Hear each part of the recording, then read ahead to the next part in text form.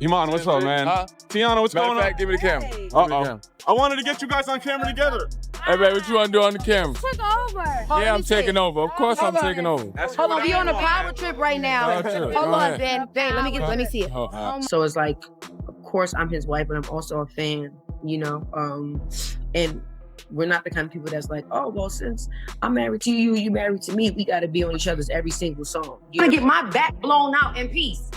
You think I got time to talk about a divorce that's a year old?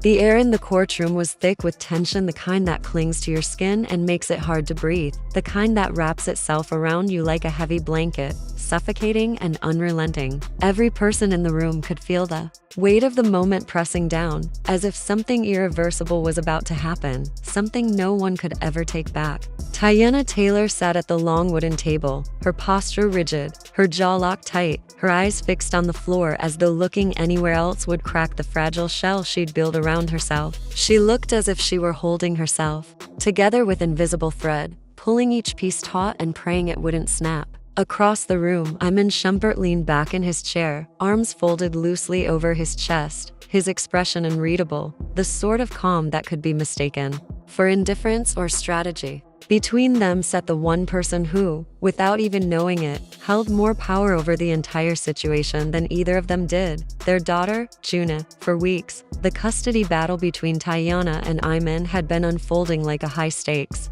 soap opera behind closed doors, with whispers trickling out into tabloids and social media feeding on every rumor like a pack of wild animals. Fans had taken sides, dissecting every court appearance, every cryptic Instagram caption, every paparazzi photo of Teyana walking into the courthouse in tailored suits and oversized sunglasses. Others analyzed grainy shots of Iman leaving the building alongside his lawyer, flashing that half smirk that always seemed to ignite speculation. It was spectacle disguised as a legal process, and yet nothing, absolutely nothing, could have prepared anyone for what was about to unfold in that room today. The judge's voice droned on, reciting procedural formalities, emphasizing the importance of keeping the child's best interests at heart. But no one in the gallery was really listening. Everyone was waiting for the one moment that would matter most, the moment Juni would speak.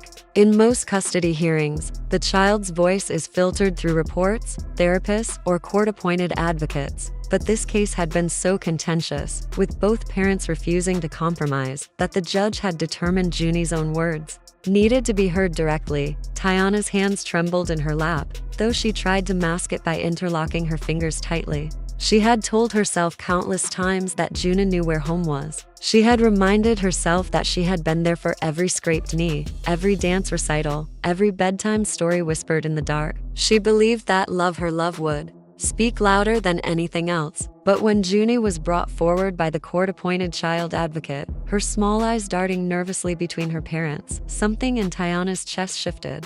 It was the kind of look that made everyone want to shield the girl from the moment entirely, to preserve her innocence from the crushing weight of decisions far too big for her. The advocate knelt beside Juna and asked the question gently, her voice like a whisper meant only for the child's ears. Sweetheart, if you could choose where to live most of the time, who would you want to stay with? The room froze. The hum of the overhead lights suddenly seemed louder. Someone's pen stopped mid-scratch against paper. And then, in a small but steady voice that carried far beyond her years, Juna spoke. I want to live with my dad. The words sliced through the air like a cold, sharp blade. Teyana's head jerked upwards so quickly it was as though the sound had physically struck her. Her lips parted slightly, but no words emerged. She stared at her daughter, desperately searching for some indication she had misheard some hint that Juna had said something else, anything else. But Juni's face was calm, her gaze unwavering, and to Teyana's eyes, almost relieved. Iman didn't move at first. He stayed seated, eyes fixed on Juni, and for the first time that day, his expression softened. Slowly, so subtly it was almost imperceptible, he nodded, a silent acknowledgement that her words had landed exactly where he wanted them to. For Teyana, however, it felt like the walls were closing in. The air left her lungs in one crushing exhale. Every memory of her daughter, every burst of laughter, every night they'd fallen asleep curled up together, every whispered secret flashed through her mind in rapid succession. She could hear the pounding of her own blood in her ears, and deep inside, a voice screamed that this could not be happening. The judge, his tone still steady and professional, thanked Junie and instructed the advocate to escort her out to wait with a court officer. But for Teyana, the hearing had ended the moment those 7 words were spoken. Everything else, the motions, the legal jargon, the shuffling of documents became background noise. Her vision blurred, not from tears exactly, but from the dizzying realization that she had just lost something she never believed she could lose. Without speaking, she pushed her chair back, the screech of its legs against the floor slicing through the hushed courtroom. Heads turned as she rose, her hands clenched at her sides, her heels clicking with sharp precision as she strode toward the heavy double doors. Her lawyer leaned in, whispering urgently, even reaching for her arm, but she shook him off without looking back. The moment she pushed open the doors, the chaos outside slammed into her, reporters shouting questions, cameras flashing, microphones thrust toward her face. She didn't stop. She didn't answer. She just kept moving faster, her pace accelerating until she stepped into the blinding afternoon sun. Somewhere behind her, she heard the doors swing open again, but she didn't turn around. She didn't want to see whether it was Iman, a reporter, or anyone else. All she wanted was distance from the place where her heart had just been broken in front of an audience. By the time she reached the black SUV waiting at the curb, her chest was heaving. The tears she'd been holding back finally broke free, hot and unstoppable. The weight of the moment, the courtroom, the stairs, the words, the verdict crashed over her in one suffocating wave. Her hands trembled as she pulled the door handle and slid into the back seat, slamming it shut with a force that reverberated louder inside her heart than in the quiet street. She leaned forward, pressing her forehead into her palms, fighting to catch her breath, to ground herself before the storm inside pulled her completely under. The driver, sensing her turmoil, said nothing. The soft hum of the engine was barely audible beneath her muffled sobs. Outside, life went on. Pedestrians moved along the sidewalks. Horns blared in the distance. The city continued as if nothing had happened. But inside the SUV, time had stopped. Back in the courtroom, Iman remained seated, unmoving, his eyes fixed on the doors she had just walked through. His face was unreadable, his body still, almost as still. Some observers swore they saw something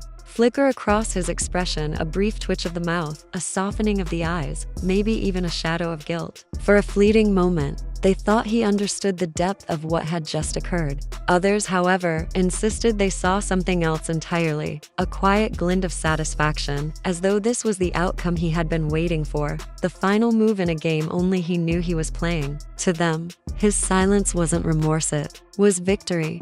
He didn't follow her. He didn't call her name. He didn't rush after her or even shift in his seat. The door had closed, and he sat as though her exit wasn't a rupture in his world, but confirmation of a decision made long before.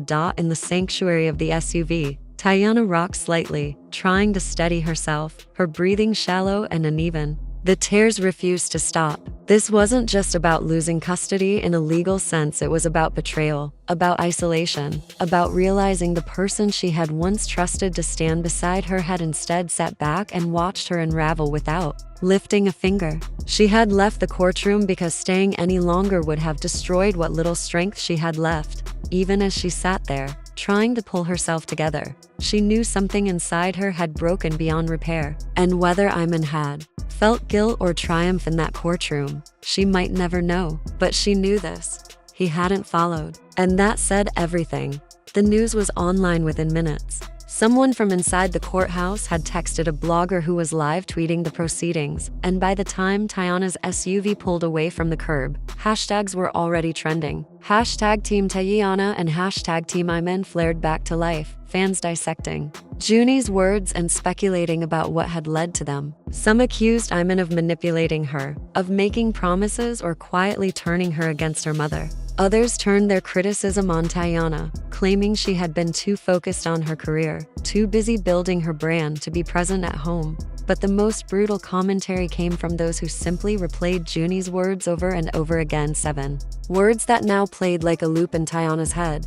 I want to live with my dad. Her phone buzzed endlessly in her bag, vibrating with calls from friends, messages from her publicist, and notifications from social media. She didn't touch it. She didn't want to see. She only stared out the tinted window, watching the city blur into streaks of light and shadow, trying to understand how she had gone from being the center of her daughter's world to sitting alone in the back of a car, feeling erased. And somewhere deep inside, she understood this wasn't just a temporary setback, it was the start of something permanent, something that would alter everything.